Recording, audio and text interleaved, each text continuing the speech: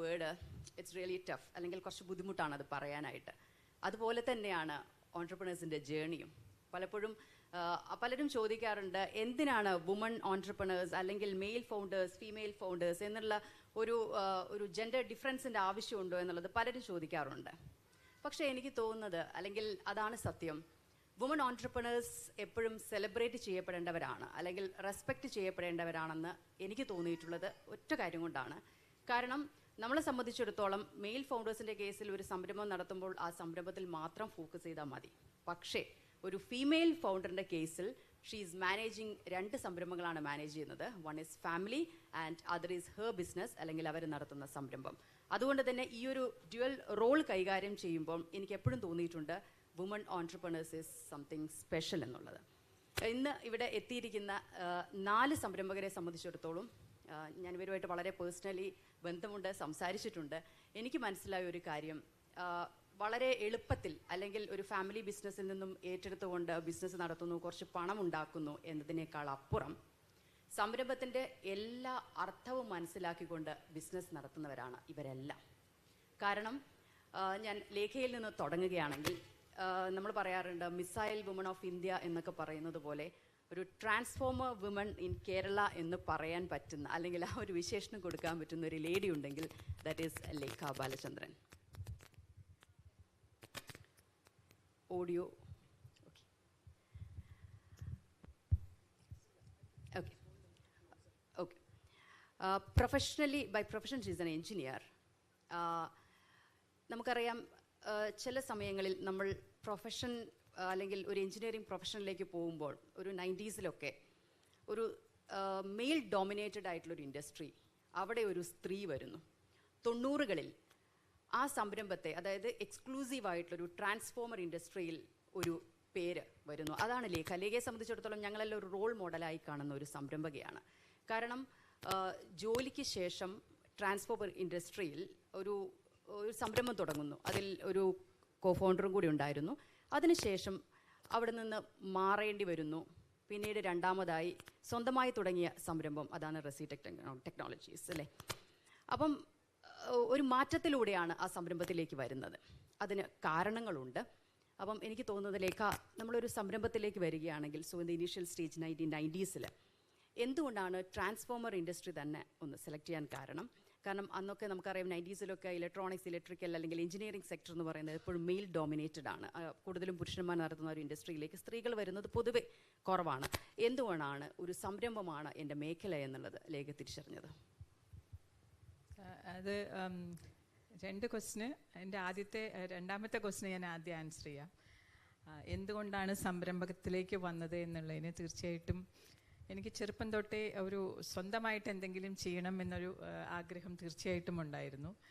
അപ്പോൾ എൻ്റെ എൻജിനീയറിങ്ങിന് ശേഷം എൻ്റെ ഫ്രണ്ട്സ് എല്ലാവരും എൻജിനീയറിങ് കഴിയുമ്പോൾ PSC എഴുതാനാണ് പോകുന്നത്, ജോലിക്കാണ്.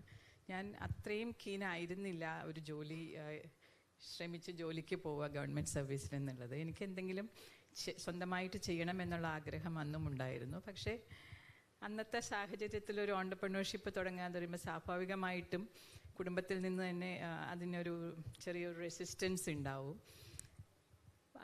അതേപോലെ തന്നെ ഒരു സാധാരണ പെൺകുട്ടി പോലെ തന്നെ എന്നെയും കല്യാണം കഴിപ്പിച്ച് വിടുകയാണ് ഉണ്ടായത്. പക്ഷേ കുറച്ച് ഭാഗ്യം എൻ്റെ സൈഡിലുണ്ടായിരുന്നു. എൻ്റെ ഹസ്ബൻഡ് സൈലൻറ്റ് പാർട്ട്ണറായിട്ടൊരു കമ്പനി ഉണ്ടായിരുന്നു. So on behalf of him ഞാൻ അതിൽ ജോയിൻ ചെയ്യാണ് ഉണ്ടായത്.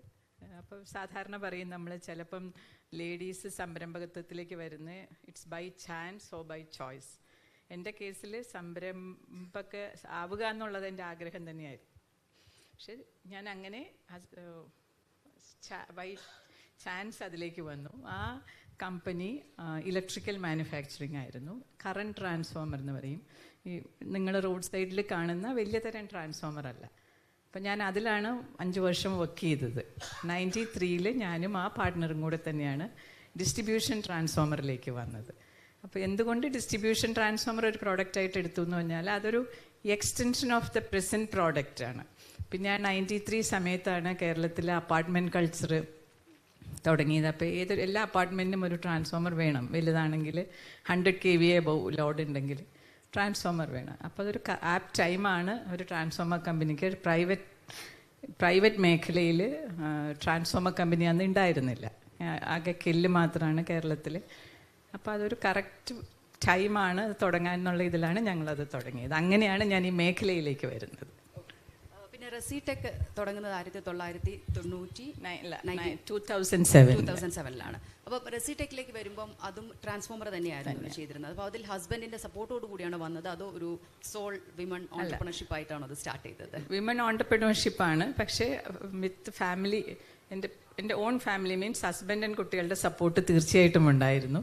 പക്ഷേ എക്സ്റ്റെൻഡഡ് ഫാമിലിന്ന് ലൈക്ക് ഡിഫറൻസ് പലതരത്തിലുണ്ടാവാം. ഒരു ജോലിക്ക് പോയാൽ പോരെ, എന്തിന് ഇനിയും ഒരു ഓൺടർപ്രണർഷിപ്പിന് ആ ഏജിൽ പോയിട്ട് എങ്ങനെ സക്സസ്ഫുൾ ആക്കാൻ പറ്റും എന്നുള്ള ധാരാളം ഒബ്ജെക്ഷൻസ് പല കോർണറിൽ നിന്നും ഉണ്ടായിരുന്നു. പക്ഷേ ഹസ്ബൻഡ് 100% സപ്പോർട്ടായിരുന്നു. വെഞ്ചർ ചെയ്തത് എൻ്റെ ഇനീഷ്യേറ്റീവിലാണെന്നുള്ളതാണ്. പിന്നെ ഹസ്ബൻഡ് അതിൽ ഓഫ് ലേറ്റ് കുറച്ച് വർഷം കഴിഞ്ഞിട്ട് അദ്ദേഹം ജോയിൻ ചെയ്തു മാർക്കറ്റിംഗ് സൈഡ്. ഓപ്പറേഷൻസ് മുഴുവൻ ഞാനും അദ്ദേഹം മാർക്കറ്റിംഗുമായിട്ടുണ്ട്. ഗ്രേറ്റ്. എനിക്ക് തോന്നുന്ന ഒരു ഫാമിലി സപ്പോർട്ടോട് കൂടെ തന്നെയാണ് ഓൺടർപ്രണർഷിപ്പിലേക്ക് വന്നത്. ഇപ്പം ആശാ മാഡത്തിന്റെ കേസ് നോക്കുകയാണെങ്കിലും എനിക്ക് മനസ്സിലായത് 14 വയസ്സ് മുതൽ ജ്വല്ലറി ഡിസൈനിങ്ങും ഒരു ക്രിയേറ്റീവ് ആസ്പെക്റ്റിലും സ്വപ്നം കണ്ട് നടന്ന ഒരാളാണ്. അപ്പോൾ ആ സമയങ്ങളിലൊക്കെ ഒരു ജ്വല്ലറി എന്നുള്ളത് മോഹം മനസ്സിലുണ്ടെങ്കിലും അത് പ്രാവർത്തികമാക്കാൻ സാധിച്ചില്ല. പിന്നീട് ഇവിടെ പറഞ്ഞതുപോലെ തന്നെ കല്യാണം കഴിഞ്ഞ് മറ്റത്തിൽ ഫാമിലിയിലേക്ക് പോകുമ്പോൾ എന്തായാലും കറക്റ്റ് പ്ലേസിലാണ് അല്ലേ എത്തിച്ചേർന്നത്. അവിടെ നിന്നാണ് ജ്വല്ലറി എന്നുള്ള സ്വപ്നം വീണ്ടും കുറച്ചും കൂടെ വലിയ തരത്തിലേക്ക് മാറ്റുന്നത്. അപ്പം ഏത് ഒരു വർഷമായിരുന്നു ഒരു സംരംഭത്തിലേക്ക് പോകുന്നത്, അല്ലെങ്കിൽ ഫാമിലിയുടെ സപ്പോർട്ടോടുകൂടെ തന്നെ സ്വന്തം ബ്രാൻഡിലേക്കായിരുന്നു ആദ്യം തുടങ്ങിയിരുന്നത്? Hello everyone. To be a part of this celebration, I am very privileged